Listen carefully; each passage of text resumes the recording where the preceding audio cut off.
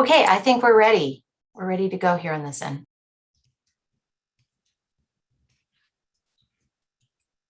Thank you, Ms. Rabine. And Ms. Trimble.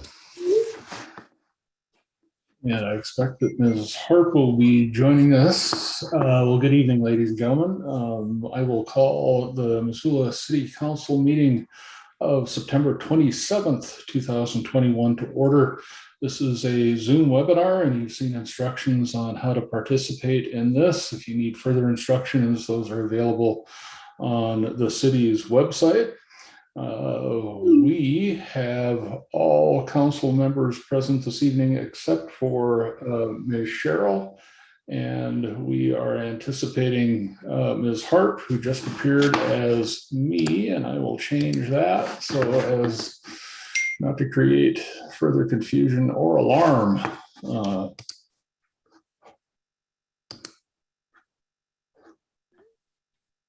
Oops. Right. Difficulties. Okay, there we go. Sorry for that, folks. So yes, all council members present this evening except for Ms. Cheryl. We have minutes. I'm just going to confirm that we do of our last meeting. Without objection, they'll be approved. All right, seeing no objection, we'll move on to our schedule of committee meetings. Ms. Rabine.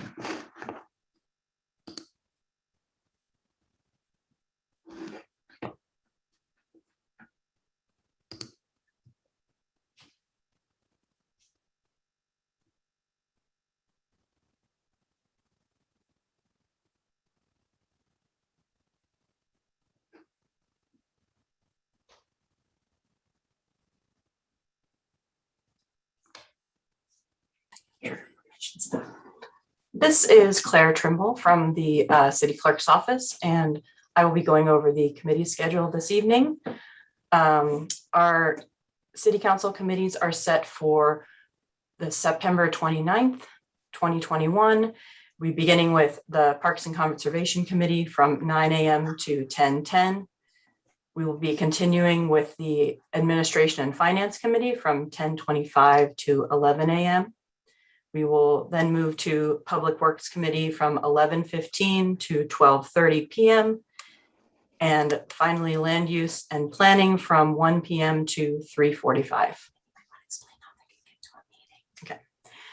For those who are interested in following these meetings or attending, you can go to the City of Missoula website, and this button here is Meetings. When you click on that and scroll down, you will find a calendar that has all of our upcoming meetings.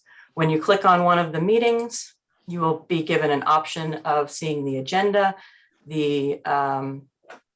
and information in the citizen participant guide for how to attend a meeting, should you so choose.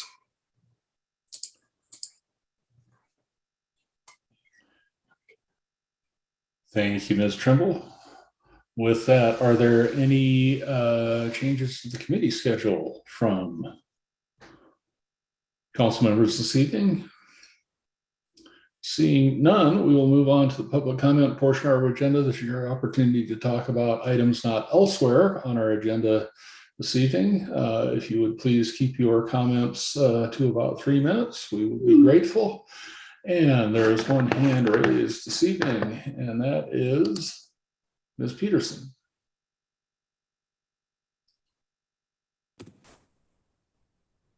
Hello, this is Kaya Peterson. I don't have anything to share during public comment. I'll be presenting later during the CDBG portion of the meeting. Oh, great. Thank you, Kaya. I am going to promote you to a panelist so that you will be in a position to participate that way. Thank you. All right, seeing no other general public comment, this evening. We'll move on to our consent agenda. Items there were approved by council committees unanimously, and we save a little time on Mondays by considering these items all at the same time. Ms. Trimble will read the list of consent agenda items aloud, so those attending via Zoom will know what we're considering, and we'll take comment on these items before we vote. Ms. Trimble. Yes, today on the consent agenda, we have our claims for September 28th, which are approve accounts payable in the amount of $512,380.38 for checks dated September 28th, 2021. Confirm the mayor's reappointment of Jessica Dougherty Goodburn and Jean Schmitz to the Bicycle and Pedestrian Advisory Board for a term beginning October 1st, 2021 and expiring on September 30th, 2024. We have a recommended resolution to adopt a resolution requesting that MDT distribute the City of Missoula's 2021 allocated share of Bridge and Road Safety and Accountability Act, or BARSA funds, in the amount of $1,289,370.42, committing to the city's contribution of 5% in matching funds, and authorizing the mayor to execute further documents as may be necessary for the distribution of funds. Next, we have an authorization to authorize the mayor to sign the sales order and lease agreement for the File Vine in the amount of $72,234. And finally, to approve and authorize the mayor to sign a contract amendment to contract A8172, contract agreement for services, Corporation for Supportive Housing. Thank you. Any questions or comments from council members with regard to the consent agenda? Mr. Ramos. Thank you, Mr. Mayor. Can you please divide the question so we can vote on item 5.1 separately due to 88,000 going out the door for legal bills for Mountain Water? Yes, sir. Any further comment or questions from council members?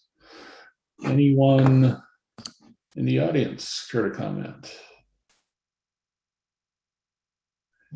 Seeing none there, we'll have a roll call vote on item 5.1.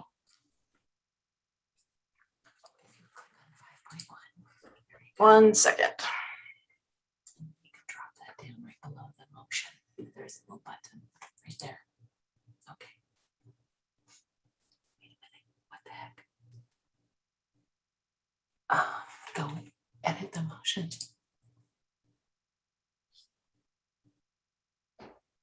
It's majority recorded.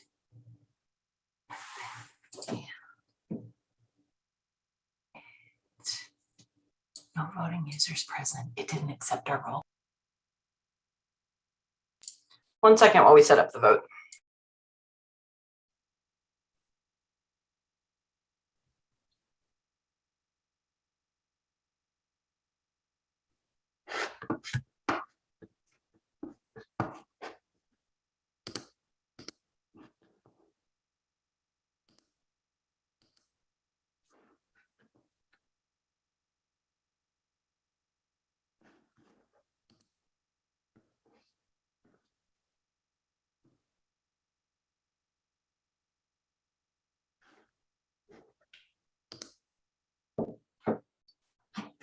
Okay.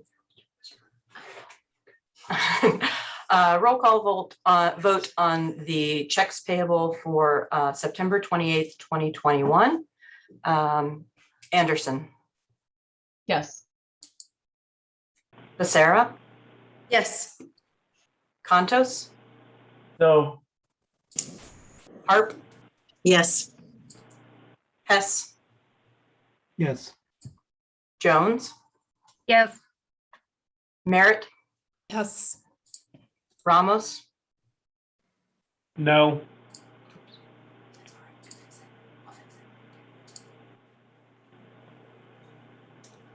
Vasika.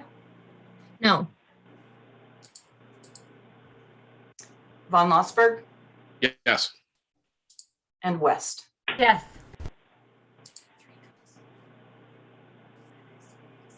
All right, there were 3 nays, and 7 ayes.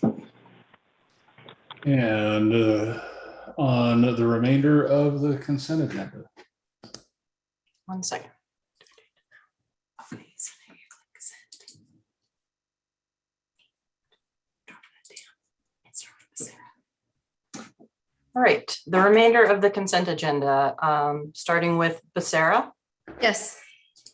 Conchos, Yes.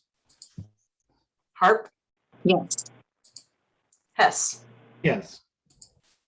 Jones, Yes. Merritt, Yes. Vasika, Yes. Von Lossberg, Yes.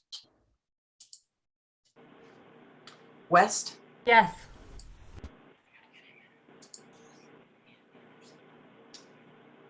Ramos, Yes. and Anderson. Yes. To change the vote. Would anyone like to change their vote? Hearing none, we have 11 ayes. Ms. Anderson, I see your hand is up.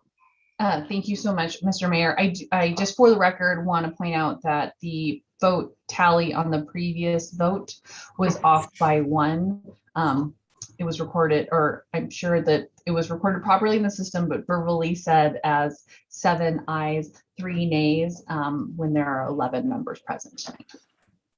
Yes, Thank you, that was Ms. my mistake. Thank you. No worries. Figure it out on the job.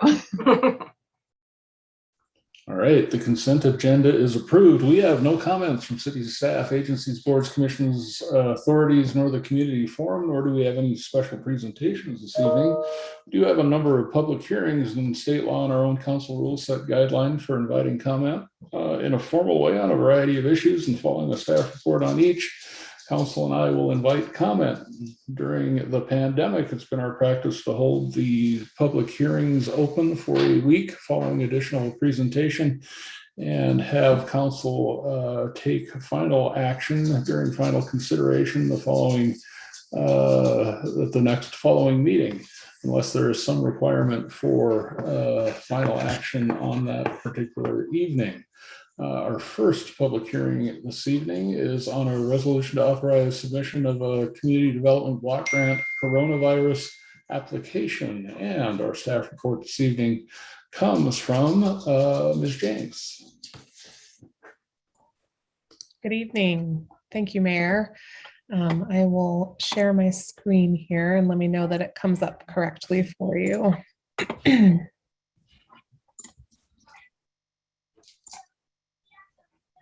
All right. Can everyone see that okay? We can. Okay, thank you. So I'm Montana James, Deputy Director of Community Development and Community Planning, Development and Innovation at the city. And with me this evening is Tracy Pondorf, our Grants Administrator working on ARPA and COVID funds. We also have Donna Gochler, the Director of Parks and Recreation, and Kaya Peterson, the Executive Director of NeighborWorks Montana, to help present on the particular projects.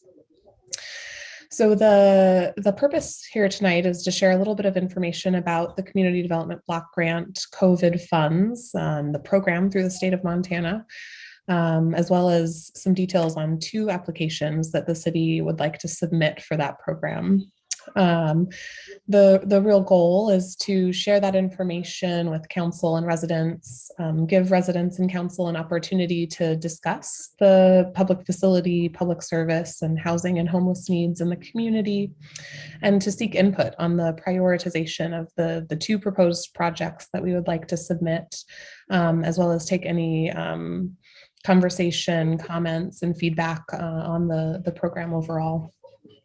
So Tracy will provide an overview of the grant program and requirements, as well as a little bit of background. And then we'll hear from the project teams on the 2 proposed projects for some more details. And then we will wrap up the presentation and ask that council hold the public hearing open for an additional week, during which time residents can reach out and provide their comments directly to Tracy or via the council public comment process. So that can inform our submission and ranking of the applications. So I will turn it over to Tracy. Okay, thanks, Montana. I apologize. The name on my screen is Montana James, but I am actually Tracy Pondorf, the ARPA Grants Administrator. And a little bit about this line of funding. Go ahead to the next slide, Montana. So this line of CARES funding is specifically called CDBG CV grants, and that stands for Community Development Block Grant Coronavirus. The funding starts at the U.S. Department of Housing and Urban Development and comes through the state of Montana, specifically from the Montana Department of Commerce. There are two main guidelines for this funding. It needs to be used for projects that prevent, prepare for, and respond to COVID-19. And 70% of the funds must be used for projects that benefit low and moderate income individuals. Next.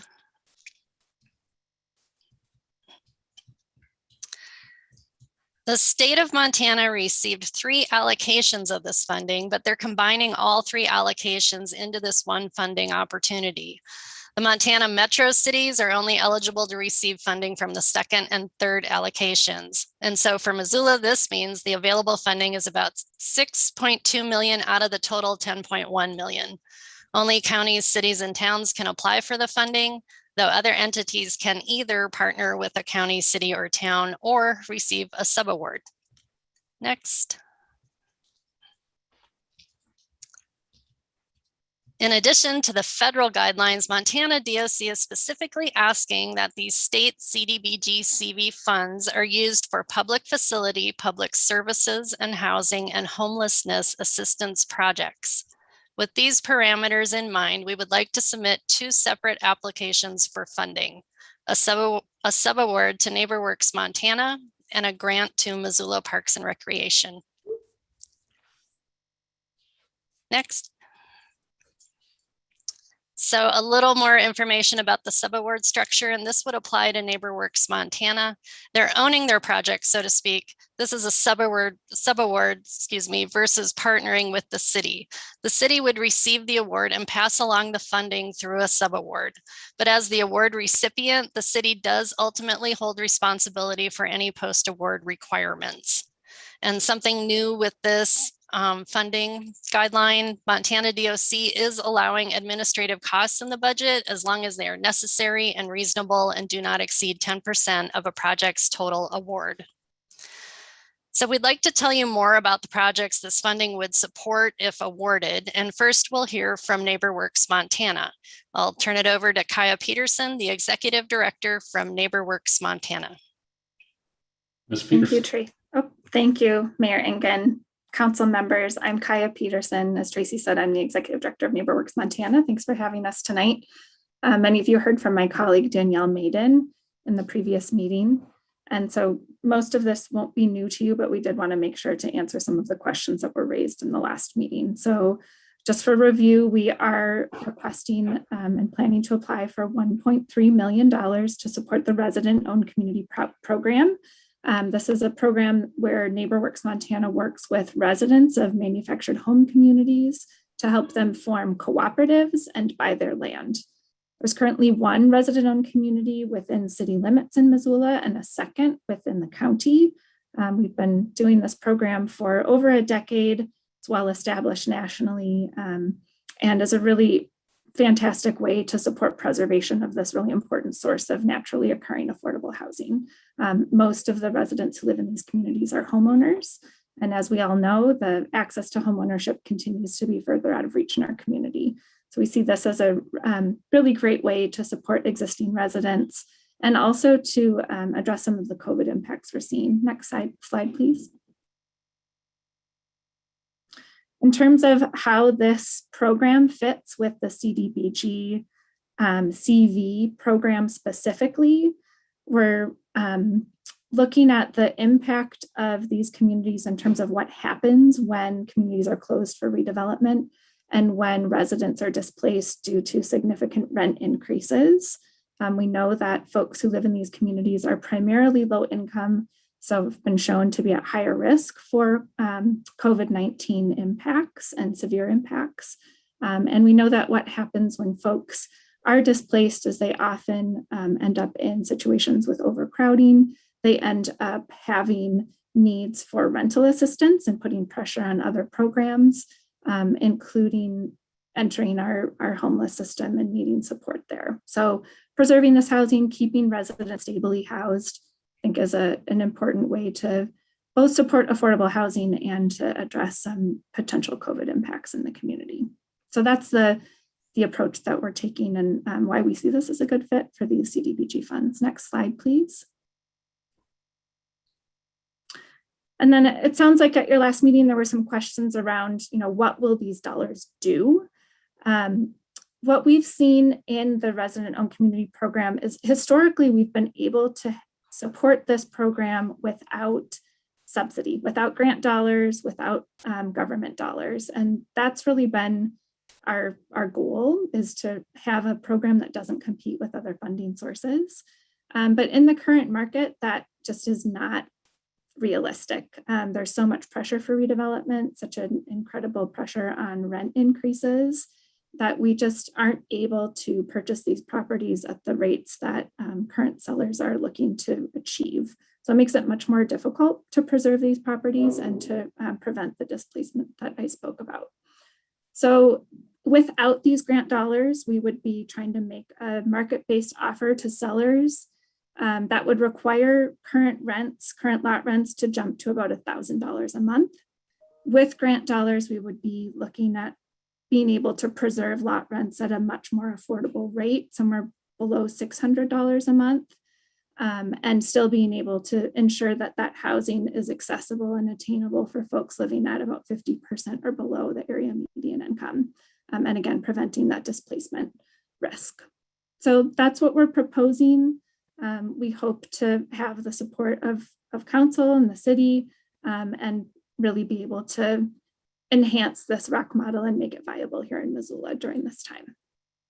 Thank you. Thank you, Ms. Peterson. Next, we'll hear from our second proposed project, and Donna Gochler, Director of the city's Parks and Recreation Department, is here to share that with us. Ms. Gochler. Thank you, Mayor and City Council. I'm here to present to you a project that we've been working on for some time. Montana, you can go to the next slide, please.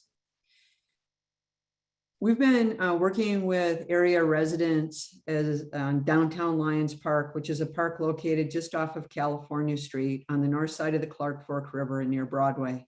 It's surrounded by multiple properties that currently serve marginalized populations. There's affordable housing, Missoula youth homes. There's a significant amount of housing related in providing services for those individuals with disabilities. And it is in a low moderate income neighborhood. It is in our long-term plans. And the ways and the reasons that we feel this project fits the CDBG CV is that during the pandemic, we've seen an immense increase in use of parks, trails, and open spaces. And this is an area that's largely underserved. It is also a park that is underdeveloped. And it is a park that has a park and a trail area in a neighborhood that has continually struggled with what we call CPTED, or crime prevention through environmental design. I wanted to share, I do not see this Parks and Trails project as an instead of the project that Kaya presented to you. Housing is ultimately critical to our residents, but I do see this project as something that allows for a appropriate and respectable quality of life for all individuals, regardless of their socioeconomics. Next slide. So looking at that, I did mention that the West Side neighborhood is in a qualifying area per the CDBG requirements. It is one of 3 neighborhoods that have some of the greatest barriers to mental and physical health per the health plan. It is also made up of 4,000 residents, 30% living in poverty, 16% of children living with obesity. It is one of our most racially diverse neighborhoods, with 8.3% of the neighborhood residents identifying as non-white, and it also has the highest population of Native Americans in our community. It is a park that serves some pretty unique needs for a huge number of individuals who are generally underserved as it relates to parks, trails, and open spaces. And I also want to note that those trails do provide affordable access to jobs, school, shopping as necessary. If I could get to the next slide. Just a little bit of the view. There's been a fair amount of infill in this area. We are in a urban renewal district that is slated for significantly more high density residential. There are narrow corridors that are hidden.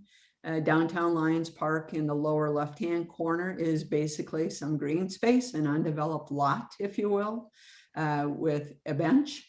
And we would like to activate and enliven this space.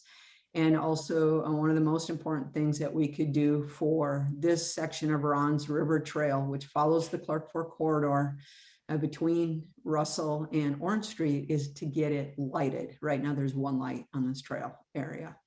Next slide.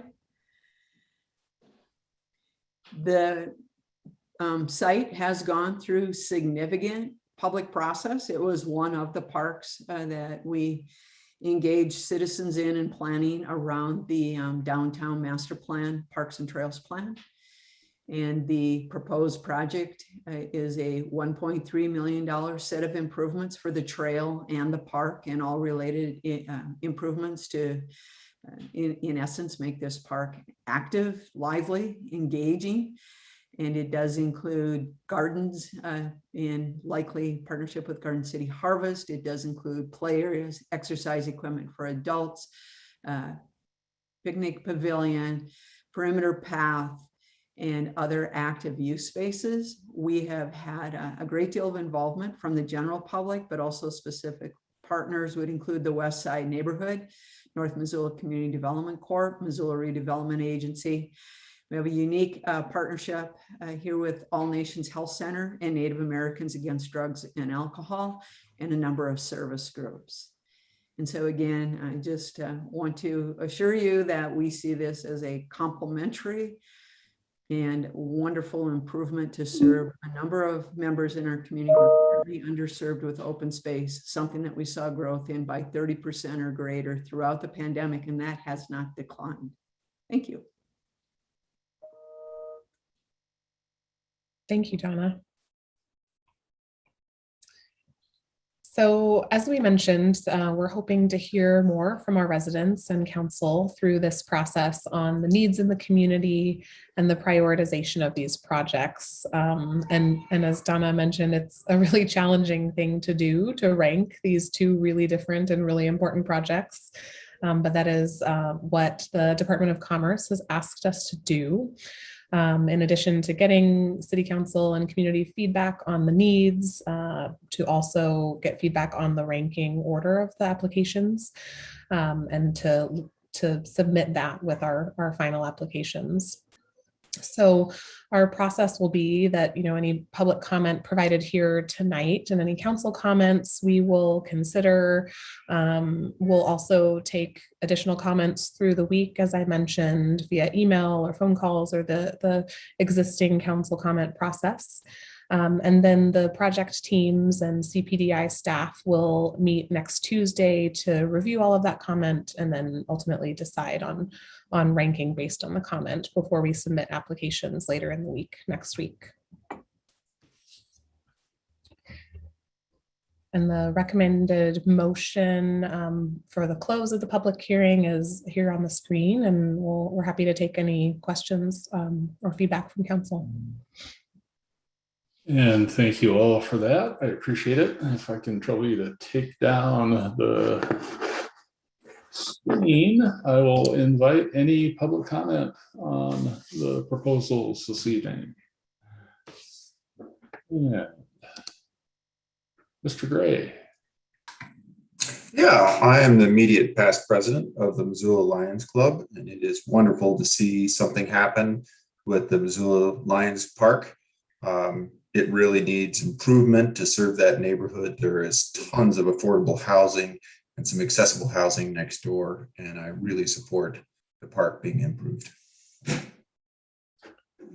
you, Mr. Gray. Anyone else this evening on these grant proposals?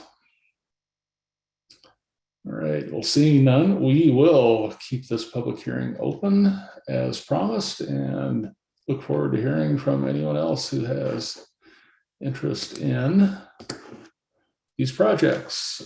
Questions or comments from council members? Ms. Jones. Thank you. Thanks for the presentation. And I know it was great getting all of this information last Wednesday. I just wanted to follow up on the third prong or the third project that had been offered, and if that was not fitting in with guidelines, so is no longer on listed as an option. I think that involved veteran housing in the Poverello. Could you have some clarification on that? Yes, thank you, Councilwoman Jones. I meant to mention that at the end and it slipped my mind. So yes, last Wednesday, we originally presented on 3 proposed projects.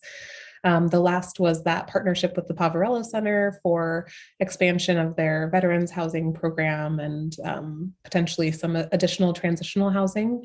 And as Tracy and our team and the Poverello Center team dug more into the application materials and guidelines and all of the administrative processes that come with these funds, we just ultimately got to a place where we realized that the funds were not a great fit for this particular project. We presented last week that they do have some other committed funding sources, so they're pursuing the project that's still moving forward, but just ultimately was not a good fit for these particular funds. Great, thank you for that. I appreciate it. And Ms. West. I was wondering what the time window is in which the funding has to be, I guess in which the project has to be started. I imagine that there's some sort of a threshold. Yes, that's a great question. Tracy, I am not sure if you have that in front of you, but these CARES Act funds through CDBG do have a tighter timeline. They have a spend down window of a few years, I believe. And the Department of Commerce would like to see projects sort of shovel ready, ready to move. When we administer our own direct entitlement funds and this program, we typically have dates built into the project contract that speaks to some of those deadlines. So we'll proceed with that same process with these funds. But Tracy, I don't know if you remember the final spend down date for these funds through Commerce, what that is. We can follow up and get that as well. Yeah, Montana, I don't have that right on my desktop, but I will take a look and follow up. Thanks. And my recollection with other ARPA funding is I think we have until 2024. So that may be the case, and just a sort of a ballpark guess, but we'll certainly get that information to you. Ms. Hart. Thanks for the presentation, everybody. I had a couple of questions. The first one that comes to mind is Montana rather. Is this an either or that we are being made to choose between these two top selected projects, or are we looking to prioritize them so that we can submit that to the higher agency to make that decision? Yeah, thank you for the opportunity to clarify. So we have just been asked to prioritize them or rank them in order of priority, but we still will submit both applications. Both applications will be considered, but Commerce has just asked that rank come with the applications because it helps them in their consideration of the full suite of applications from around the state. Thanks for that clarification. And so my next question will go both to Donna and to Kaya, just so that we as counselors have a good understanding of how many outcomes we're trying to achieve here. And I guess that question is like, how many residents are likely to have their lives improved by your particular project that you propose for this grant? I'll jump in. This is Kaya. So for this, we're proposing that we could support preservation of 20 households, 20 homes. 20 homes. With the 1.3 million. So about 65,000 per household. Okay. 60 to 65. And Ms. Donna, Gochler, do you have any like guesses there? Would you like to answer the impossible question? Yeah, exactly. Numbers in parks aren't as succinct. We do know that there are over 1,000 visitors on the section of trail in a given day. And of course, the LMI area serves 4,000. A typical neighborhood park serves an area of about a half mile. So I can try and give you more exact numbers, but that's about as close as we can get. So 1,000 to 4,000. At least, yeah. All right. Thanks, folks. Appreciate it. And Mr. Contos. Yes, thank you for your presentation. I was just curious on the 1.3 million for keeping the lot rent for trailers lower. That's quite a jump from 4 something to 1,000. What happens when the money runs out? So, Mr. Contos, the concept behind the residents-owned community is that there's no longer a landlord. The residents themselves own it. So this helps the residents themselves purchase the mobile home park and maintain it themselves. And Ms. Peterson, if I'm misstating any of that, please let me know. That was exactly right. Thank you, Mayor Engen. Thank you. But further questions or comments? All right, seeing none, this public hearing. Oh, I'm sorry, Ms. James. Thank you, Mayor. I just wanted to quickly follow up because Tracy is very fast and she did find the spend down timeline.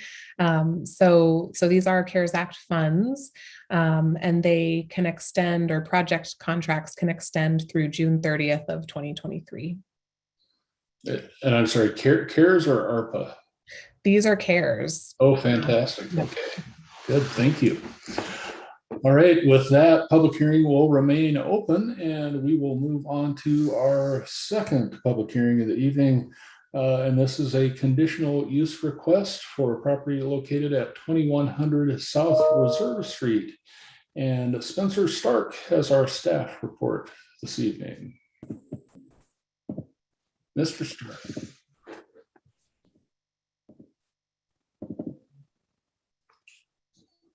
Thank you.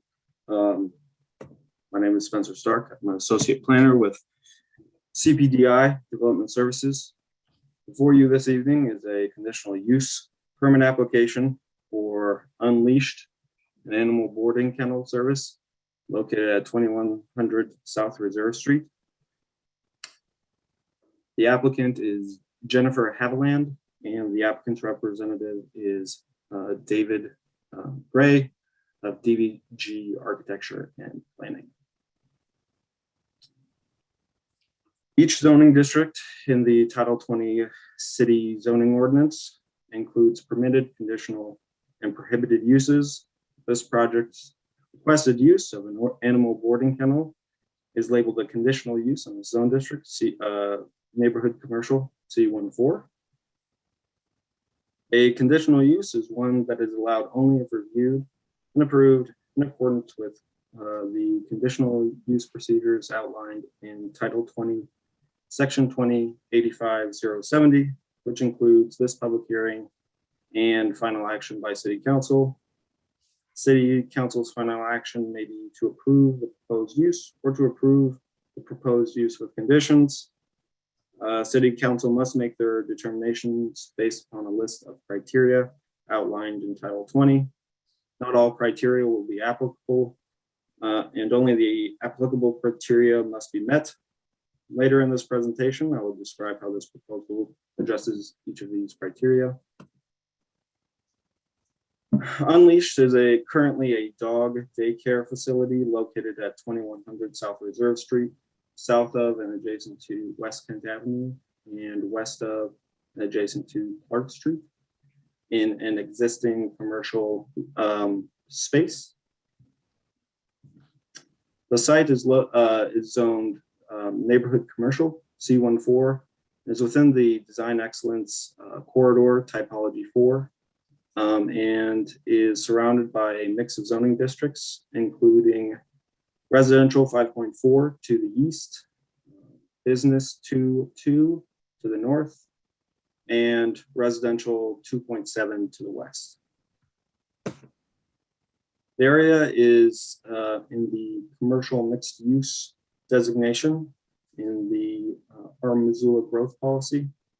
This land use designates a broad range of functions, including retail, education, financial institutions, professional and personal services, offices, residences, and general service activities. In this location, it adjoins the land use designation of residential high density. The site is surrounded by a mix of uses. To the south, a commercial development similar to the one this use is located in. To the west, across Clark Street, is our residential uses. And to the east, across Reserve Street, is a school, in this case, C.S. Porter. And to the north, across Kent Avenue, is single detached residential homes. The current use, the dog daycare facility, operates in the southern portion of the shown site plan, with the applicant proposing to move into the northern section indicated above, which is half of the existing tenant space. No exterior modifications have been proposed, and no to the structure, that is, and no expansion of the building footprint would result from this conditional use. The area is served by an outdoor area attached to the structure. This is proposed to be,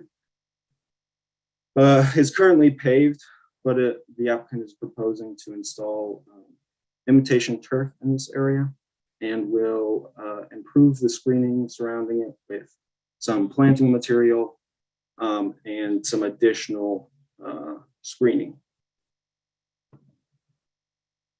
As part of the public outreach in relation to this conditional use permit application, there were some concerns raised over noise generated by this use. The applicant, both in their application and in response to this comment, has indicated the following measures to mitigate and reduce noise generated from this use. Firstly is to, the applicant has already installed some sound dampening panels in the existing indoor spaces. They will continue to add sound dampening panels when they expanded to the northern section, and will install sound dampening panels in the ceiling. Again, they're proposing to install imitation turf to reduce the noise reflected off of the paved area. And then the dogs will be supervised outdoors at all times, but especially during after hours restroom use associated with the proposed boarding kennel use. In addition to noise, some concerns were raised over waste generated on site. The applicant has indicated the following measures to mitigate against waste generated by the animals. This includes the timely collection of solid waste and the disposal of that waste in the adjacent dumpster. In addition, the timely treatment of liquid waste with sanitizer and the collection of liquid waste with a wet-dry vacuum. And in addition to all this, the inclusion of designated contained areas to capture liquid waste. The applicant also implements a daily cleaning ritual, which includes both indoor and outdoor areas and comprises of sanitizing all surfaces and general cleaning. As part of the review process, Stormwater was contacted and has reviewed the applicant's proposal in regard to the outdoor area and has found it to be acceptable. In addition, the site requires, or this use would require 3 parking spots, 1 per every 1,200 square feet, resulting in a requirement of 3 vehicular parking spots, which are provided on site. Bicycle parking is also required as part of this use and would require 1 short-term bicycle parking spot and 2 long-term bike parking spots. The applicant hasn't indicated that any are provided at this time, but if City Council imposes the recommended conditional approval, bicycle parking will be required as part of the subsequent building permit. As mentioned previously, conditional uses are required to be reviewed based upon the following 7 criteria. The first is whether the proposed use complies with the growth policy and all applicable standards of the Title 20 zoning ordinance. As mentioned before, this site is within the community mixed use land use designation and is compliant with that designation. In addition, the boarding kennel use is a conditional use in the C14 neighborhood, and all Title 20 zoning ordinance requirements will be satisfied if City Council imposes the recommended condition of approval. The second criteria is whether the use is in the interest of public convenience and would not have a significant adverse impact on the general welfare of the neighborhood or community.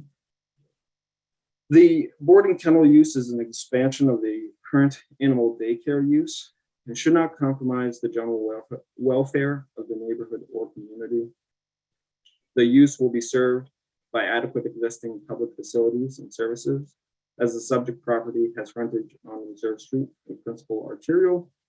The boarding kennel use is proposed in an area that is already served by city police and fire, and the use will provide a convenient service to the residents of the nearby area.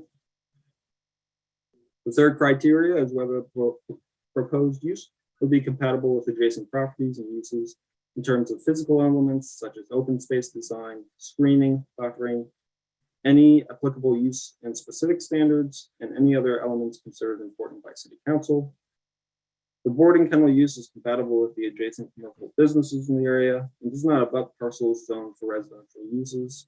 Title 20 zoning ordinance compliance will be met if City Council again imposes the recommended conditions of approval. In addition, no screening or buffering would be required in Title 20 because the commercial use does not directly abut parcels zoned for residential uses. The fourth criteria is whether the use will not impede the orderly development and improvement of the surrounding properties for uses permitted in the district. Again, this is an addition to an existing commercial space and an existing animal daycare business. It will not impede the orderly development and improvement of the surrounding properties for uses permitted in the districts. Compliance with all Title 20 zoning ordinance will be confirmed if City Council imposes the condition of approval. Fifth criteria is whether the proposed use has operating characteristics that are compatible with the surrounding area in terms of hours of operation, outdoor lighting, noise, and traffic generation. The use is existing and the projected traffic is similar to what is existing currently. The business will operate from 7 a.m. to 8 p.m., similar to as it does now, with the exception that there will be overnight boarding for no more than 10 dogs and 2 staff members. All customers, those being the owners of the dogs, will drop off and pick up dogs between those regular business hours. The boarding kennel use should not be incompatible in terms of noise if the applicant follows through with their stated business plan to have staff present in the outdoor areas with dogs at all times, and to improve the site with those noise mitigating improvements.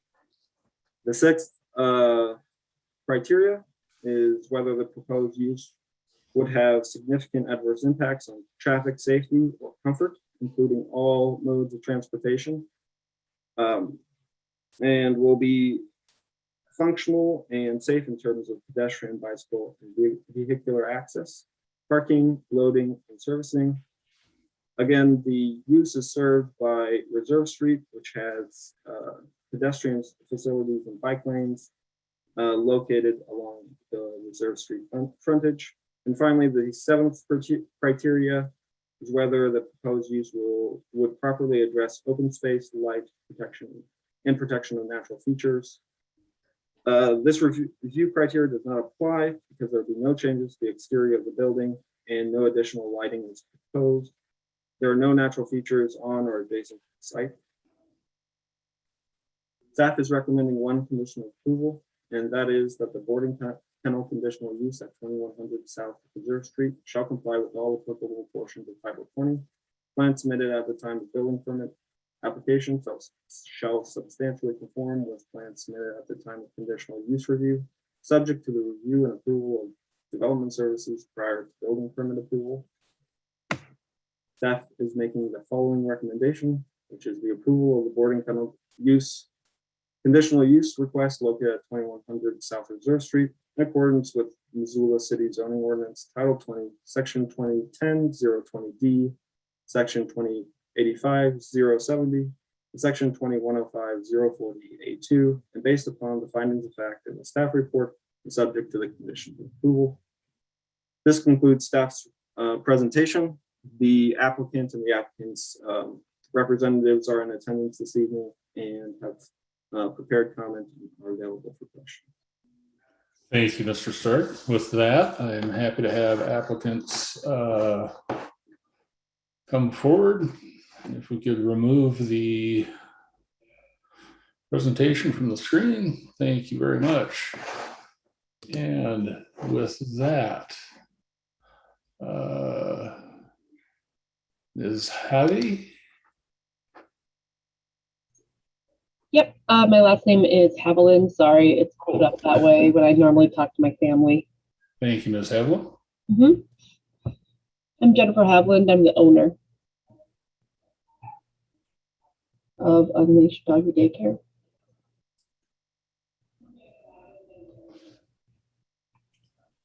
And maybe Mr. Gray is going to make the presentation. Mr. Gray.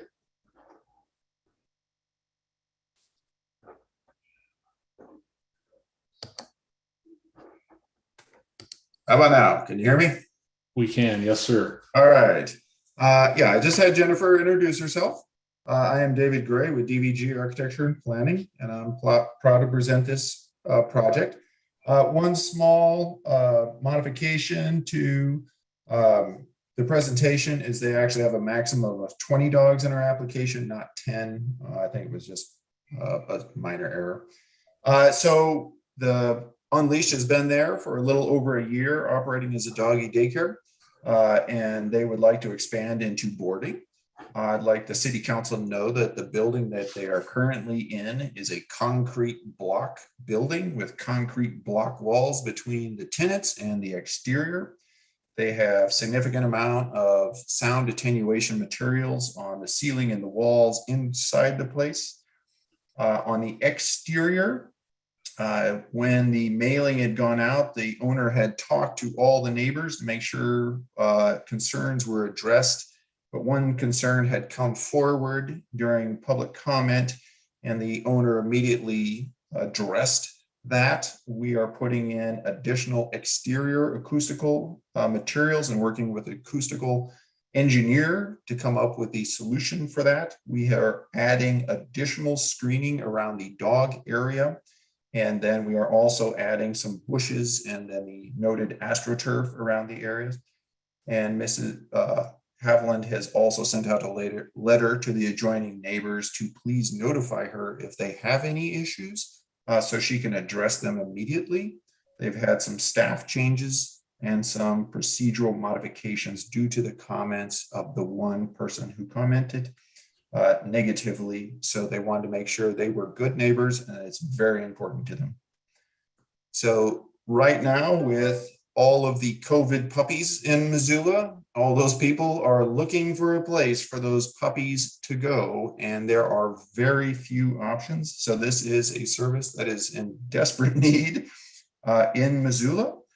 They screen all of their dogs like any good daycare would do to make sure the dogs play well, have good behaviors, can play with other dogs and not be problems in the facility or with the neighbors. They will continue doing that with the expansion of boarding. The boarding occurs inside the building, not outside the building. And the outside of the building is a bit of a run to give the dog some outdoor air.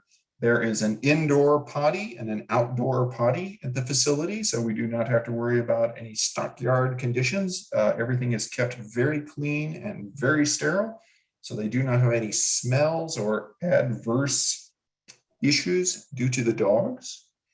And I hope the City Council would be able to support the application, and feel free to ask us any questions you would like. Thank you, Mr. Gray. With that, I will open the public hearing. Anyone among attendees care to comment on this proposed conditional use? All right, seeing none, this public hearing will remain open. Thank you for the presentation and the comments. And council will consider this at its next meeting. Our third public hearing this evening is on an application to rezone 500 South Higgins Avenue from an existing planned unit development to a new zoning district. And our staff report this evening comes from Cassie Trepard. Hi, can you hear me? We can. And can you see my screen? We can. Great. My internet crashed earlier, so let me know if you lose me. I'm Cassie Trepard. I'm a land use supervisor with Community Planning, Development, and Innovation.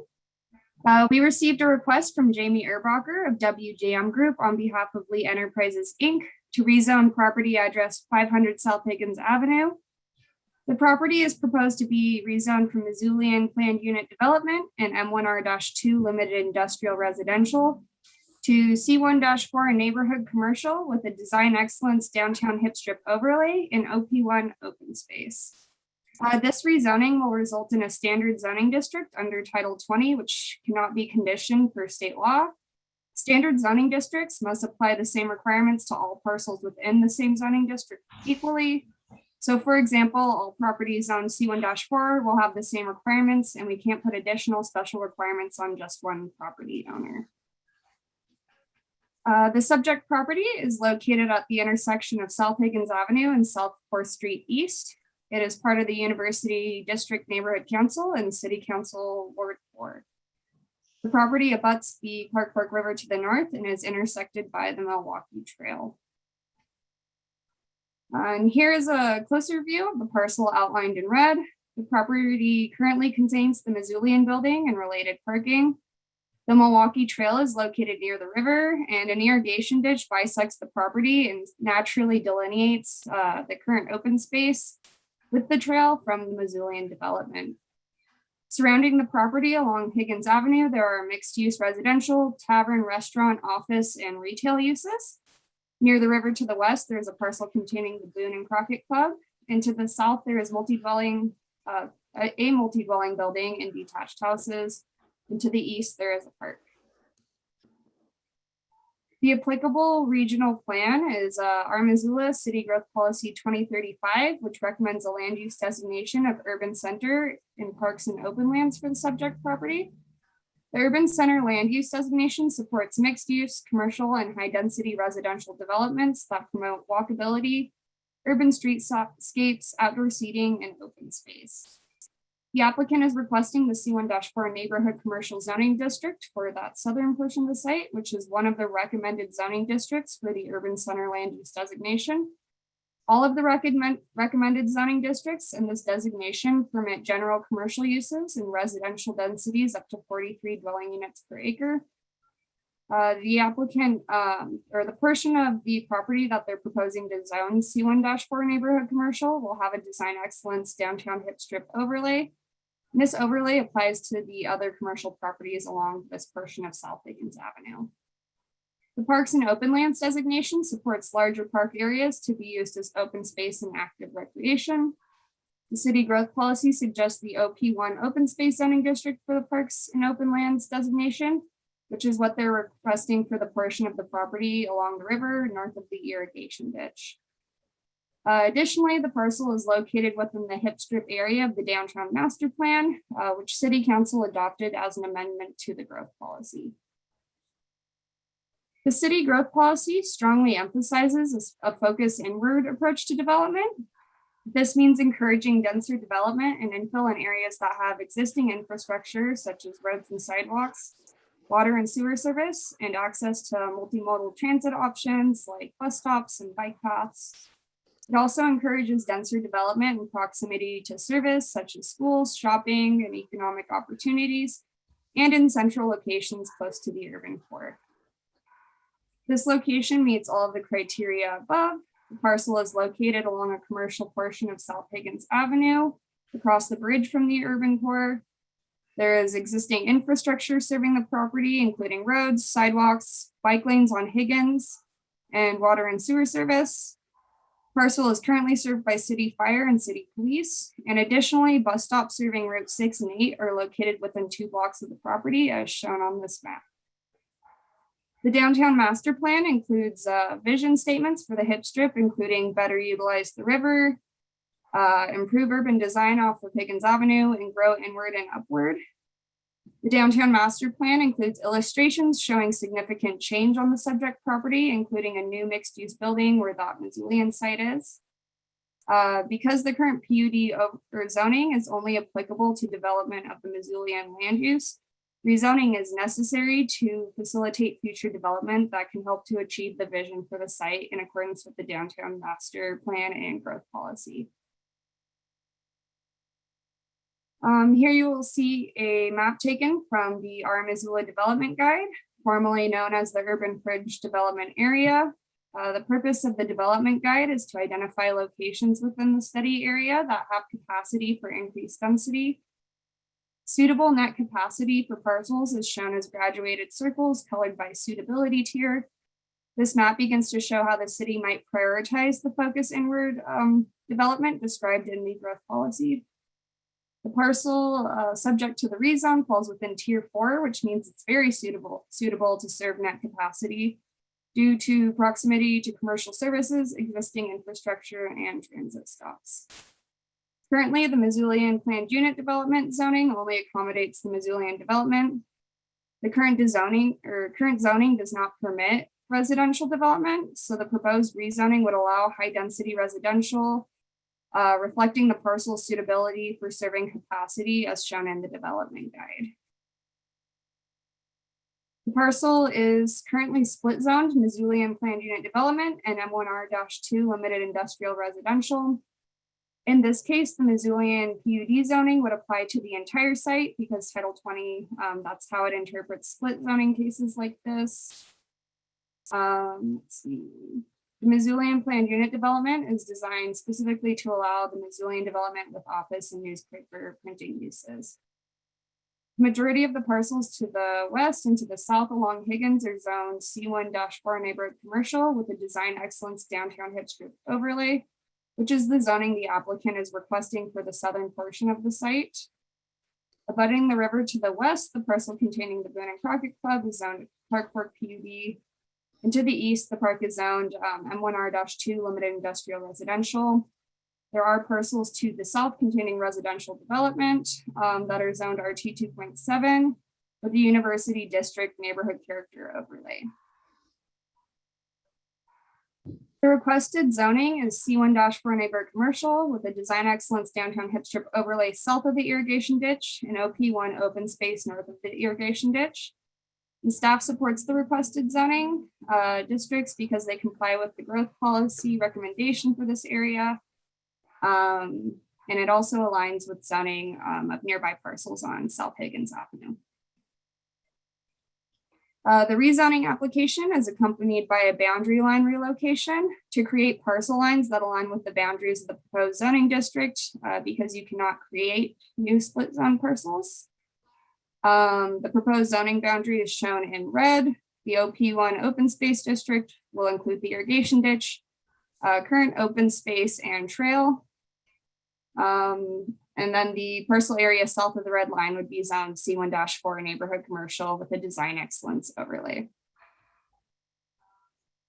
So here's a comparison between the existing and proposed zoning districts. Again, Title 20 states that the Missoulian PUD would apply to the whole parcel, but the M1R-2 zoning district is still shown here for reference. PUD does not allow residential development, so there's no permitted density provided. The C1-4 neighborhood commercial zoning permits 1 dwelling unit per 1,000 square feet of parcel area, which equates to 43 dwelling units per acre. The OP1 zoning district to be applied to the open space north of the irrigation district does not allow residential development, so it also doesn't have a permitted density. It doesn't have very many permitted uses. It permits parks and recreation, utilities, agriculture, and garden. There are setbacks if it were to abut a residential zoning district for C1-4, but it does not, which means there would be no setbacks in this case. The maximum height for the Missoulian PUD is the height of the current building. Any changes to that need to be approved by City Council. And the proposed C1-4 zoning district would allow a maximum height of 125 feet.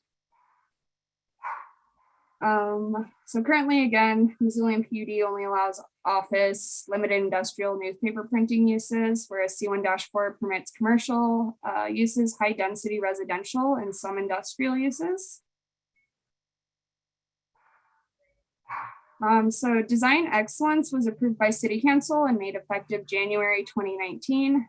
Design excellence is an overlay that applies additional design standards to parcels downtown and along our main commercial corridors. The overlay was created to reinforce high quality design that adds value to the properties and the city at large while protecting Missoula's identity and character. The overlay is broken down into sub-districts to maintain the distinct identities of different areas within the city. And I'll go through a few of the main requirements of design excellence, but feel free to ask questions after because this policy can be quite complicated. So design excellence includes specific site standards such as build to zone, build to width, and parking setbacks. Build to zone means that new development must place the building near the street frontage or at that corner. And the build to zone is intended to activate street frontages and the pedestrian environment. If completely redeveloped, parking cannot be located between the building and the street in the hip strip sub-district, promoting active uses along the street and sidewalk while screening parking from view. Upper story stepbacks are required as well. This means the building can go up to the maximum 125-foot height, but at 4 stories or 60 feet, whichever is less, the building has to step back from that front facade at the street level. So that, you know, you can see it in that diagram on the upper left. As the height increases, portions of the building are pushed back. The standard prevents tall buildings from appearing monolithic and ensures more sunlight can reach the street despite the height of the building. The upper story step back is also intended to help protect views. Additionally, the overlay requires a certain percentage of glass on street facing facades and frequent entries along the street. The hip strip sub-district requires natural siding materials on 25% of each facade. And limits the use of synthetic stucco. These natural materials include wood, stone, and brick. Applicants may vary from the requirements of the overlay, but only if they meet the intent of each requirement. Adjacent parcels on South Higgins Avenue are within this design excellence hip strip sub-district as well. And then the portion that this overlay would apply to would be the C1-4 neighborhood commercial portion of the parcel. While no development plan was provided with the application, possible future redevelopment of the site would need to comply with the design excellence standards. So the C1-4 zoning district permits a maximum height of 125 feet. While many zoning districts allow this height in Missoula, you don't often see it utilized. So I thought I'd show some examples so that we could visualize what that looks like. For reference, the Millennium Building, shown on the left, is approximately 128 feet tall. The Wilma is about 103 feet tall. These buildings were constructed prior to design excellence, which means they don't have that step back that would be required now. But looking at the building from the street, if they did have that step back, the upper portion would appear smaller because it's further away from the street than the lower section of the building, which would help preserve views of the mountains, access to light at the street, and reduce the impact of height on the pedestrian level to create a more human scale. Staff's recommendation is based on the review criteria provided in the Title 20 zoning ordinance. The requested rezoning complies with the land use designations and focus inward objectives of the city growth policy. The requested rezoning also supports the visions shown in the downtown master plan, which is an amendment to the growth policy. The subject property is served by city fire, city police, sewer, water, and existing multimodal transportation infrastructure, including bike lanes along Higgins and bus stops. It's also in proximity to adequate services and amenities to serve possible future residents of the site, should they choose to redevelop with residential. And future development must comply with all applicable local, state, and federal regulations, which ensures protection of public health, safety, and welfare. The upper story step back required by design excellence will ensure adequate provisions of light and air. The rezoning considers compatible urban growth because the rezoning complies with the growth policy recommendations, downtown master plan, and promotes efficient use of existing infrastructure. The rezoning considers the character of the district because design excellence will apply to the same design standards as other development in the HIP strip. The requested C1-4 zoning district matches the zoning of parcels adjacent on South Higgins and would allow the same uses as these parcels. The requested OP1 open space zoning district north of the irrigation ditch will preserve the existing use of the area as open space into the future. Missoula PUD only permits office and limited manufacturing uses. The requested C1-4 zoning would allow the land to be used for additional commercial, mixed use, or residential development, which encourages the most appropriate use of land located in the urban center. Design excellence will ensure high quality design and conservation of building value. And again, the OP1 zoning district complies with the parks and open space land use designation, so it's the most appropriate use of the land per the growth policy. The Missoulian businesses will no longer be printing newspapers at the subject property, so the proposed rezoning meets the changing condition of the site by removing the use restrictive Missoulian PUD. The proposed development also permits high density residential, which if it were to be redeveloped as such, could help meet the challenge of changing housing conditions in Missoula. The requested rezoning is in the best interest of the city as a whole because the C1-4 zoning promotes mixed use commercial and high density residential, providing additional economic and housing opportunities in the city. And the proposed OP1 open space zoning preserves and appropriately zones an existing open space and trail used by the public. So there is no motion today, but the project will go to final consideration before City Council on October 4th. Staff recommends that City Council adopt an ordinance rezoning the property located at 500 South Higgins Avenue from Missoulian PUD and M1R-2 limited industrial residential to C1-4 neighborhood commercial with a design excellence downtown hip strip overlay and OP1 open space subject to the applicant filing the amended plat and meeting the terms of approval for subdivision exemption application within 100 days of the approval of the rezoning. This motion refers to the boundary line relocation, which is a type of subdivision exemption. The boundary line relocation is necessary to create those zoning district boundaries because Title 20 does not allow split zoning. So the rezoning would take effect when they file the amended plat. If they don't do that within 180 days, then the rezoning would become null and void. Thank you. Thank you, Ms. Trepard. And with that, I will open the public hearing. Anyone care to comment on this rezoning and boundary line relocation? We also have Jamie Erbacher and Jeff Smith here from WGM to answer questions as well.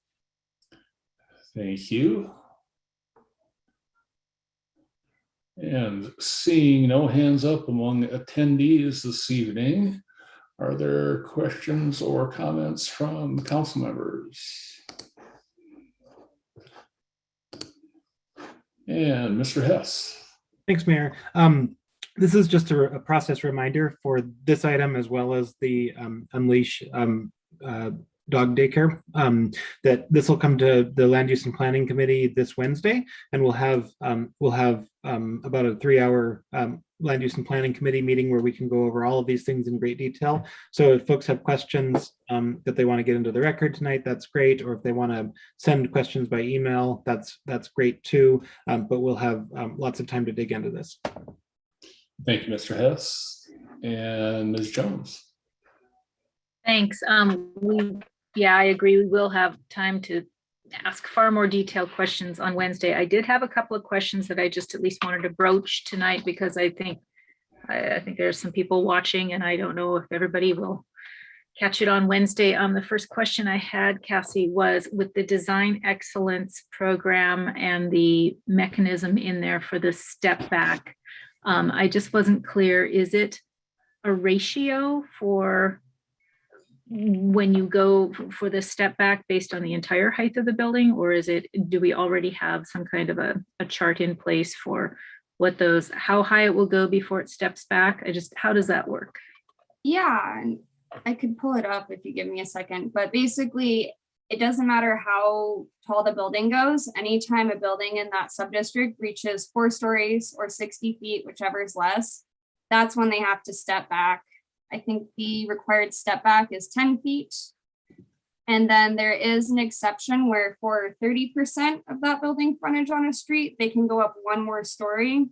And then the other about 2/3 would need to be at that level.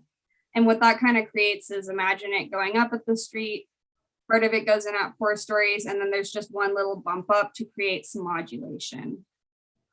I can show a diagram too. Let me get to that. That would be helpful.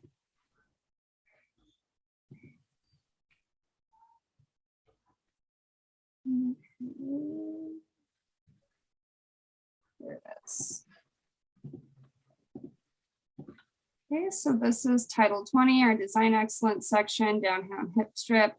Under the vertical scale portion, you see sort of this diagram. It goes up 4 stories and then cuts in what would be 10 feet. And then this is what I mean by they get one little bump up for 30% of that frontage. That can be 1 extra story, but not anymore. And then any additional height would need to be past that 10-foot point. Great, thank you. And follow up, Mr. Mayor? Yes, ma'am. Thank you. Do we have a measurement of how tall the Penwell building is, just so that we can have a sense of the scaling? Or maybe that could be provided Wednesday, but I think that would help to take these abstract concepts and make them a little bit more concrete. Okay, definitely. Great, thank you. And one more question, if I may. Could you just discuss parking requirements potentially under this proposal? Yeah, they would have to comply with Title 20 for any parking they would propose if they redeveloped the site. That would depend on uses. Each use has a different parking requirement. So they'd have to park it for the combined uses.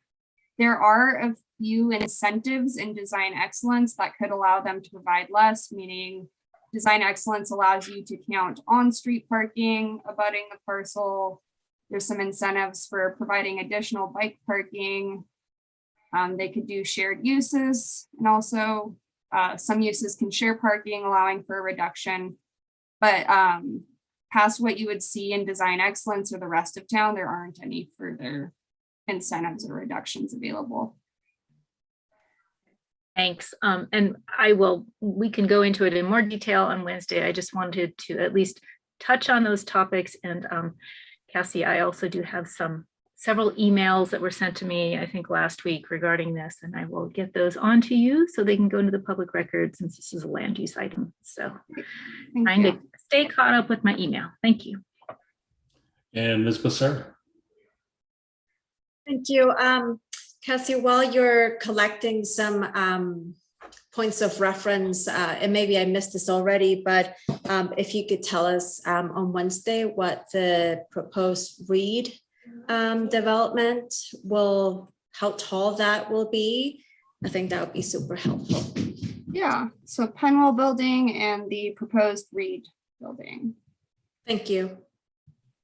And I think the read is past proposal at this point. So whatever state is in, I just want to, yeah. Any further questions or comments from council members? All right, that item will remain open for public hearing as well. Thank you, Mr. Trepard. And we have no additional public hearings this evening. We have one item for final consideration this evening, and that is project review and outcome for community development block grant and home investment partnerships for year 2020. There is no action required here, so I won't ask for a motion. And with that, we will have completed putting some ink on some paper as a function of our agenda for purposes of our federal compliance. Communications from the mayor. I was invited to spend some time on Friday afternoon at Community Medical Center, where I toured the intensive care unit. I wanted to get eyes and some firsthand experience with regard to what's happening at our medical centers, our hospitals in Missoula. And I can tell you that everything you've heard, I have now seen.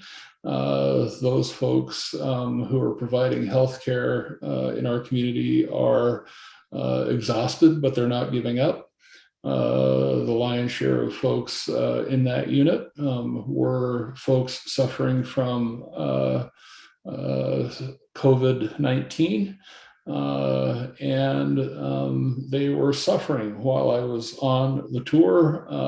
There was code blue, and I do not know, but I imagine that patient passed away during that tour from COVID-19.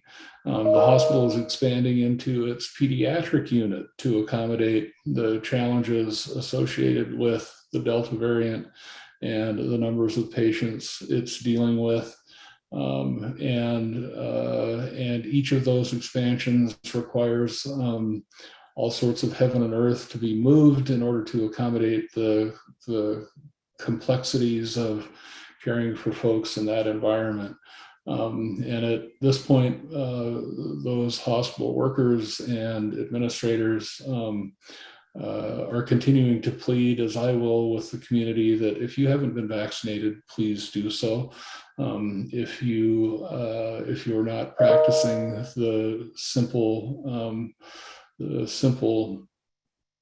precautions that help prevent the spread of this virus, like wearing masks when you're around folks who aren't in your pod, frequent hand washing, etc. Please do those things. The virus continues to be very real, and it's having very real impacts in our community. Lives are being lost unnecessarily, and folks who might otherwise need services in a hospital setting are at risk of not being able to receive those services. As of Friday, we had a contingent of members of the Montana National Guard join our community to provide services Providence St. Patrick Hospital. They're helping us with our non-congregate shelter at the Sleepy Inn, which is full, and providing assistance elsewhere. We're grateful for that resource, but those folks as well need our community's help. So please do all of the right things.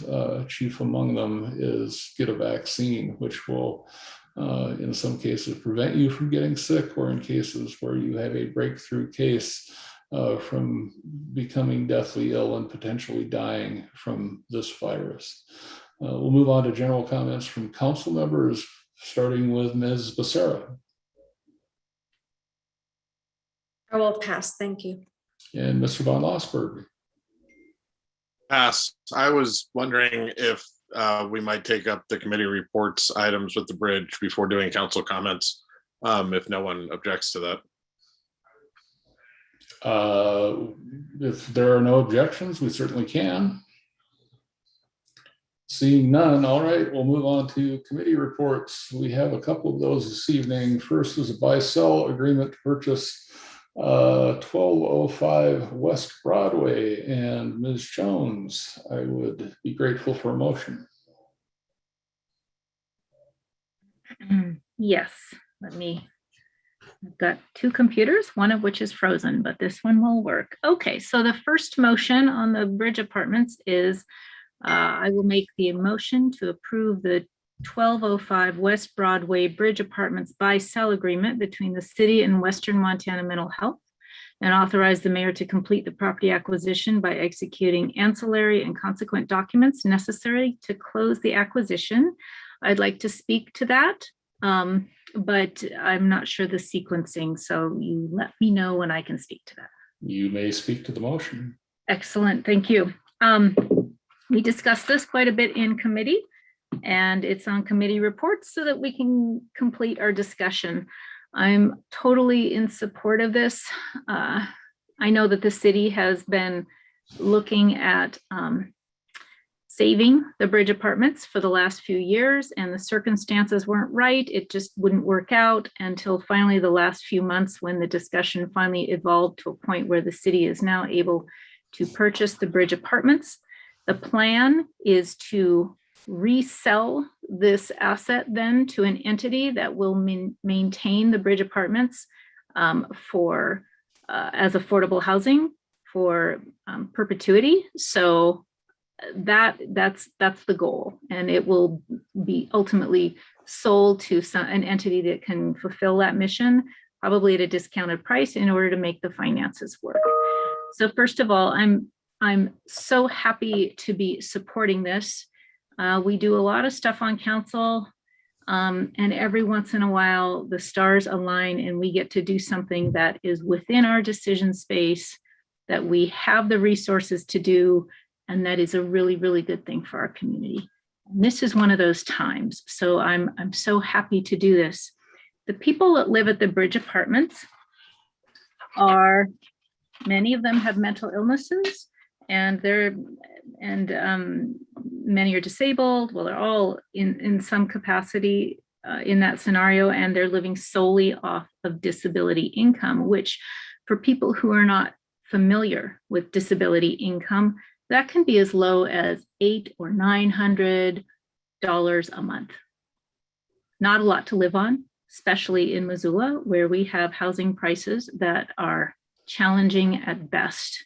So if you basically have an income of $900 a month, you are disabled and unable to work, we as a community should be taking care of these people and making sure that they are welcome and safe and housed in our community. And that is the opportunity that we have in front of us today.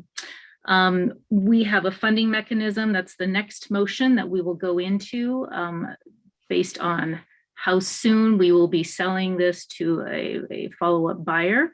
And we can discuss that in the next motion. But for now, I just wanted to lay out that scenario, that not only do we have the authority and the power to do this, but it's a pleasure to be on council when we get to do something of this magnitude that has such an impact on people's lives, and I'm really happy to do it. So I'm in support of it. Motion is in order. Is there further discussion on the motion this evening? Ms. Hart? Thank you, Mayor. Wednesday of last week, I missed most of committees due to my own mental health concerns. And it made me very well aware of what it must be like to be one of those 20 whose futures are very much on the precipice of this decision-making tonight. I feel that I'm incredibly lucky to have a roof over my own head that I own, and that I am not a renter with mental health concerns. I can only imagine what that must feel like, to not be able to have control over one's destiny in that regard.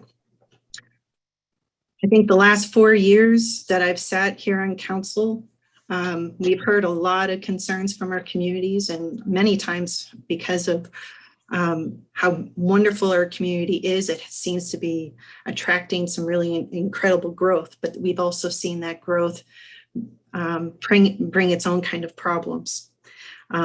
Case in point, median home prices.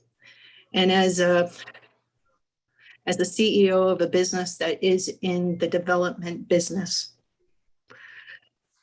I'm very proud to be one of those that can deliver the lowest cost housing to this community at $186,000, which now is $344,000 for a home. So when I look at this particular project as an opportunity to save 20 people from ending up on the streets for a cost of $110,000 per home, I find that to be incredibly unique. Is it perfect? Absolutely not. I think about how these 20 people have probably spent years in this facility paying rent that is upwards of 50% of their income, and they have nothing to show for it. And I think we are at a point in our community that we have to follow our moral compass. And that moral compass is telling me that we got to protect those who are the most vulnerable in this community. Do I resent the fact that Western Montana Mental Health Center abdicated their responsibility? You betcha. But that doesn't mean that we as local government should do the same. And I find that this is an opportunity that we can stand up, protect those who need some help so that they don't end up on the street. We've seen many other communities across this country face homeless populations that seem to have skyrocketed. And if we don't take care of them, these folks very likely end up on the streets. And from what I understand, they cost upwards of $220,000 a year per person if they end up having to become frequent users. So this is just a really innovative solution to a problem that we've been dealing with for a long period of time. And I'm fully in support of this resolution. And any further discussion? Ms. Merritt? I'd also like to speak to my support of this resolution. People with disabilities and their families really have very few options to keep people living independently. The cuts that have happened at the state level through the Department of Health and Human Services have left gaping holes in our ability to serve the members of our community who have disabilities. If you live on disability income, you simply cannot have savings in order to be able to do something like move into a new apartment and have first and last month's rent to put down immediately. Because if you have assets and significant savings as a person who lives on disability income, your income will be reduced. So this isn't a matter of looking at someone and saying, well, you should have saved up for a rainy day. These people live in a very slim margin. And the fact that they are all housed right now in a decent living condition is something that we must protect. I think it is the height of privilege to decide that you want to vote against this because you don't like the method of the funding. And it's just that you don't like it. The attorneys have stated clearly, as Ms. Jones just said, that this is a perfectly legitimate use of TIF funds. And you can tell everyone you want to that that's not your interpretation of the law, but that's just fine. It's just you standing on your privilege that you don't like this method of funding it. But the people who are living in this slim margin don't have that privilege. I believe that strongly that we have a moral obligation to act because we have the means to do it. We have the means to protect these people's lives. And so I fully support this. And I know that Jesse's going to come behind me and give all his reasons why TIF is bad. But you know what? These people need to be protected and we need to do it. So thanks. Further discussion, Mr. Ramos.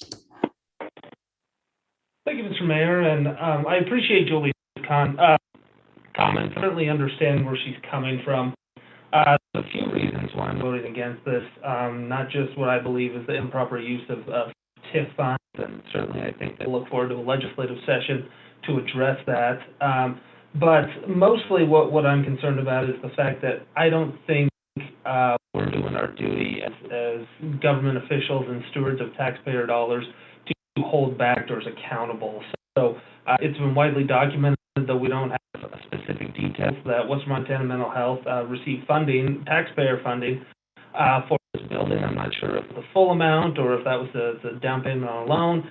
Still not sure what that is, but we can assume that the building is paid off at this point, and they're getting about $108,000 a year in revenues, which, talk to any apartment owner, that's more than enough to sustain. So this is something that, in my opinion, the government made a mistake on when we funded Western Montana Mental Health, whether that was the state, federal, or local government in the 90s to have this, and we only put a 20-year permanency on it. So now, unfortunately, the people left holding the bag are the taxpayers. And I understand Ms. Merritt's comments of privilege and various other things, but there's people in this city right now that don't qualify for those homes that could really use those TIF distributions and other methods of tax reduction to stay in their own homes. And we can't continually make the taxpayers pay for our own government's mistakes. I recognize fully that nobody was in elected office that's on this council back in the 90s, but still it's government cleaning up after government. And I think it's very hard to swallow, as Mr. Slotnick said, the idea of double taxpayer funding. There's a variety of other things that I'm not comfortable with this. The fact that we don't actually have a solid plan in place. If we're further along in discussions, that is one thing, but my job on council is to be a good steward of taxpayer funds and to uphold my oath of office in the way that I believe is most appropriate. And I believe that, unfortunately, we are not supposed to be using TIF dollars in this way. And I also believe that the long-term consequences and financial ramifications of this could affect multiple generations. And those impacts, Ms. Mayor, would affect the most disparate the income folks in our community, people that don't have a lot of money. They get hit with government irresponsibility the hardest, unfortunately, when they see tax hikes and various other fees, fines, surcharges that are all made up to cover any sort of misuse of government funding. Unfortunately, like we've seen many times in the past. And in addition to that, I really don't like the idea that we're going to be paying Western Montana Mental Health some sort of fee. I'd like to know what that fee was. Won't change my decision, but the fact that we're going to be paying them as some sort of manager on this just doesn't make a whole heck of a lot of sense to me. It's very unfortunate that we're in that position. I understand that they probably have a good idea of those different folks, but for us to say that West Montana Mental Health is acting in any sort of ethical manner, which I don't know if anybody is saying, but the fact that this was listed on the markets for higher than the city was offering to pay, and they were going to take that offer, I think just speaks to the fact that not only are they a bad actor, but the government needs to do a heck of a lot better job vetting people that they give these monies. So that is why I'm voting against it. It's not an easy vote for me to make. I certainly understand some of the consequences, but I also understand that there are nonprofits and other groups that get a lot of money from various parts of the community that could step up potentially if we were not in place. So unfortunately, I'm not going to be able to support this, just like I wasn't able to support the showers for the police locker rooms because even though I was police, I unfortunately did not think that was an appropriate use of TIF, and I know a lot of legislators and actually former directors of redevelopment agencies that agree with me on these points. So to say that this is settled and this debate is settled, I think is dishonest, and I think that it's possible for people to be on both sides of this issue with neither one of those people want anything bad to happen to those folks in the community. So I appreciate everybody's votes. I understand where they're coming from, but unfortunately, I'm not going to be able to support this today. Thank you. Just for the record, I will note that Western Montana will continue to provide client services to residents of the bridge. That will come at no cost to the city of Missoula. That's part of their organization's mission. We will, however, have property management on board, and we'll be using our contract property management to do that until such time as we are able to sell the property to a new owner who will maintain the services and rents that exist on site today. Mr. Von Lossberg. Thank you. Quick process question. Sometimes this is noted in our agenda on matters related to the acquisition of real property, but I believe this requires a 2/3 vote. Is that correct? Correct. Thanks. Just briefly concur with a lot of my colleagues' comments. Our role as council members per the charter is to look out for our constituents' health, welfare, and security. It's absolutely clear to me, and it's been made, I think, very clear that we have a tool available to us to do this transaction. There's great need to do this, and there's no ambiguity or question or tortured principle around appropriateness that would cause me to fail to act to support our constituents' health, welfare, and security by supporting this, and I will do so. Thank you. And Ms. West. Thank you. I'm in support of this. I just wanted to briefly speak to some of the, I guess, the limits that are set on affordability by federal granting sources. The maximum of those usually is 20 years, which means that we have affordable housing projects in Missoula that are sunsetting or expiring. This is specific to home or CDBG funds, and which is why that is something that's called out specifically in our housing policy, that we are going to make sure that we preserve affordable housing options that our community has already invested in, and that means that occasionally we will have to reinvest in those units. And this isn't the first time that the city of Missoula has stepped forward to preserve affordable housing. I just briefly want to remind everyone that in 2017, the city of Missoula facilitated the financing for the Creekside Apartments, which allowed that those units to remain affordable, and Homeward purchased those and has protected those into perpetuity. So I think this is just another example of the city doing exactly what is called out in their housing policy and being creative about the funding mechanisms we do have access to. And MRA funding is something that allows us flexibility and strategicness, and really allows us to maximize those community goals. And I'm in full support of what we are doing here. Thank you. Thank you, Ms. West. Mr. Nugent, I'm just double checking. This isn't a sale or a lease. It's a purchase. Do we need a supermajority? We do not. Scratch that. Simple majority will do. Thank you, Counselor. Ms. Anderson.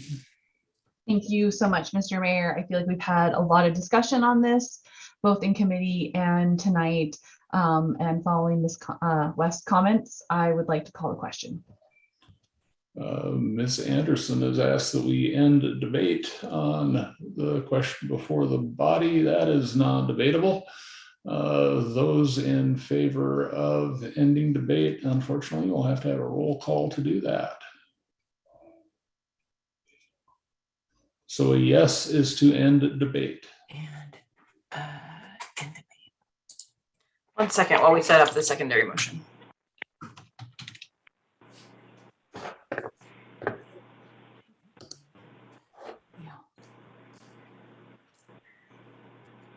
All right, to end debate, Contos. Yes. Harp. Yes. Hess. Yes. Jones. Yes. Merritt. Yes. Ramos. Yes. Vasika. Yes. Von Mossberg. Yes. West. Yes. Anderson. Yes. Becerra. Yes. That is 11 ayes. And debate is over. Anyone in the attendees care to comment on the purchase this evening? I see no hands there. With that, we will proceed to a roll call vote on the purchase. Councilperson Harp. Yes. Hess. Yes. Jones. Yes. Merritt. Yes. Ramos. No. Vasika. No. Von Mossberg. Yes. West. Yes. Anderson. Yes. Becerra. Yes. Contos. No. We have 8 ayes and 3 nays. And the sale is approved. And Ms. Jones, another motion, please.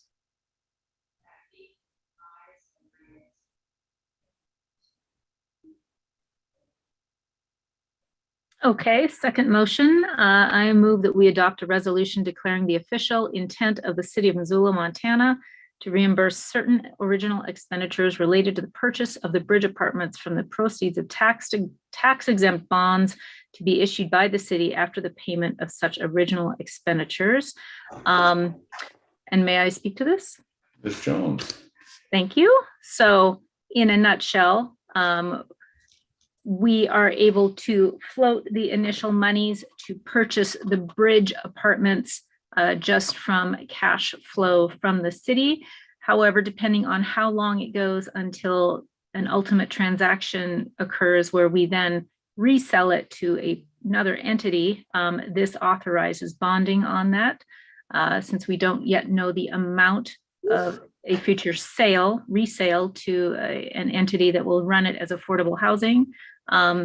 We are just authorizing this now, and that will be determined down the road once we have all of those final numbers. So I'm in support of this.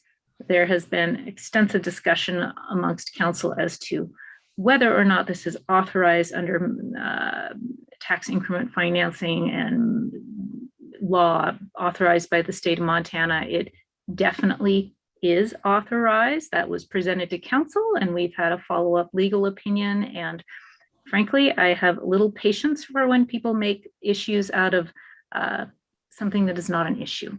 This absolutely is authorized, and I am happy and proud to be supporting this. Thank you. Further discussion on the motion?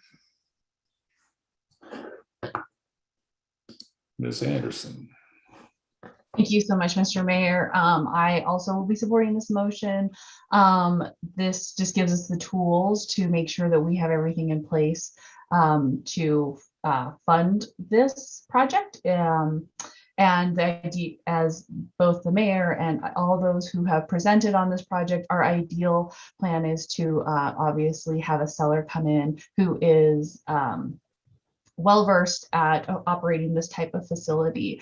But in the face of this being sold for market rate and people being out on the homeless, we decided that it's our duty at the city to step in.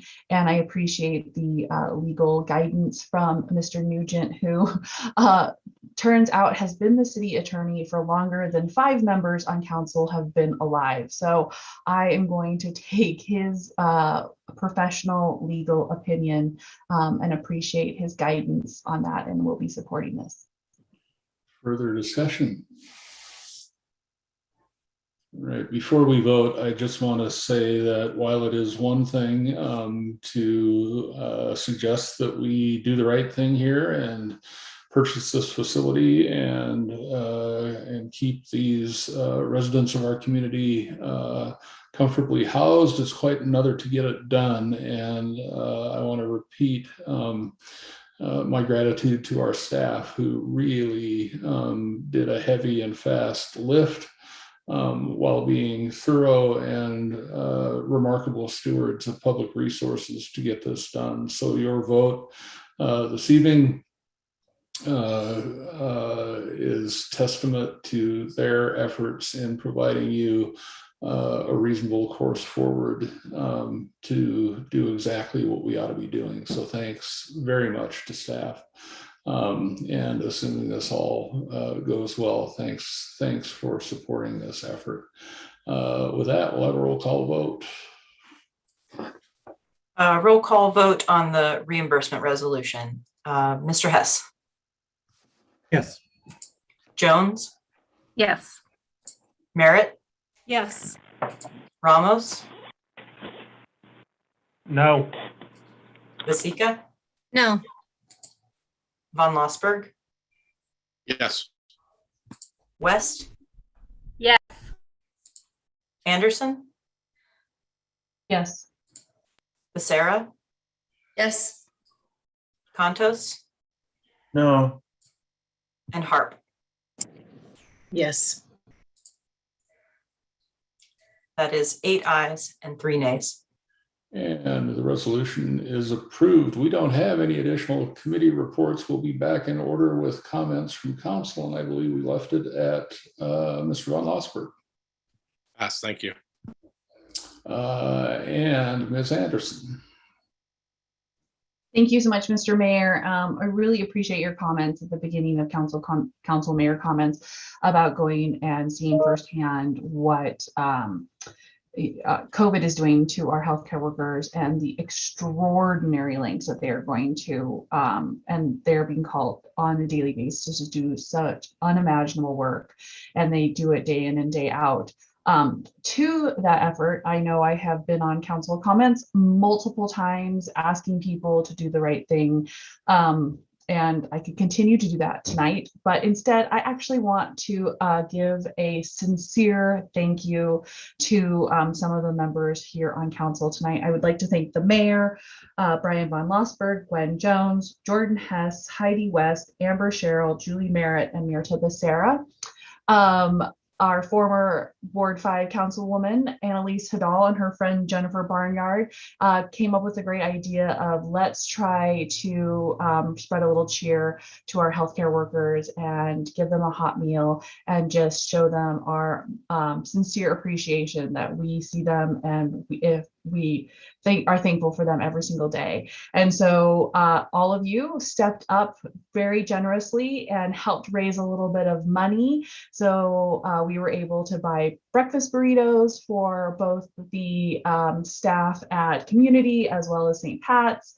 Want to thank some of our local businesses, Market on Front, the Golden Yolk Griddle, and Noodle Express on Broadway. We were able to hand out chicken teriyaki bowls to St. Pat's last week, and we're doing it again tomorrow morning. And we've got sack lunches from Docs coming up next week. I also want to thank sincerely the Missoulians at ATG. They, full transparency, my husband works there, and he sent out an email to his coworkers and told them what we were doing, and they very, very generously stepped up. So obviously, what the healthcare workers want more than anything, even a breakfast burrito, which are delicious, is for Missoulians to get vaccinated, to keep your COVID bubble small, to wear your masks, to do all those things. But thank you so much for stepping up and contributing. And I was there handing those out, and one nurse started to cry, and it made all of us cry because she was so thankful, and more so than anything else, so exhausted. So yes, we gave them a tiny little bit of cheer, but the biggest cheer that we can give them is for this not to be their day in and day out reality. So my sincere gratitude to the generosity of so many of you and those in our community, and be in touch with Annalise if you would like to continue to keep this meal train going, and please just, you know, do everything you can so that we can eventually get through this, and our healthcare workers can get the much needed break that they need, and the stresses of what they have been dealing with for the last year and a half begin to eventually fade. So thank you so much. Mr. Hess. I'll pass. Thanks, Mayor. Ms. Merritt. A pass. Ms. West. Thanks. So while we can still hang out outside and gather and have a safe interactions with our friends, I just wanted to invite everyone to the North Side West Side block party that's going to be happening on October 2nd. So that's this Saturday. Parks and Rec is going to have lots of activity booths, as our local businesses and local organizations. There's going to be food trucks, including ice cream, some live music, and some really exciting announcements about things that are happening at the West Side Park and at Lowell School. So I hope folks come and join us. I will give the caveat that if you are experiencing any COVID symptoms or are not feeling well, to please stay home. If you're planning on coming and going to be in close proximity with people in our community that aren't vaccinated and can't be because they are too young, please wear a mask, and we will have lots available for folks that didn't bring them, because we want everyone to be able to participate and have a good time and be safe while we're doing that. So I hope to see folks out at the park Saturday. Ms. Jones. I'll pass. Thank you. Ms. Hart. I'm going to pass today. Mr. Ramos. I will pass tonight as well. Thank you, Mr. Mayor. Mr. Contos. I'll pass as well. Thank you. And Ms. Becerra, did you already pass once? And I'll pass again. Thanks. Fair enough. Ms. Vasita. Thanks. In regards to the meal train that Ms. Anderson spoke about, that was wonderful. Thank you guys for putting that together. I would really like an invitation to participate in that next time. That sounds like something I would love to be involved in. So if that does continue on, please include me on that. I know I have an infant, so I don't get out to do as many things as I used to, but that is something I would love to be invited to in the future.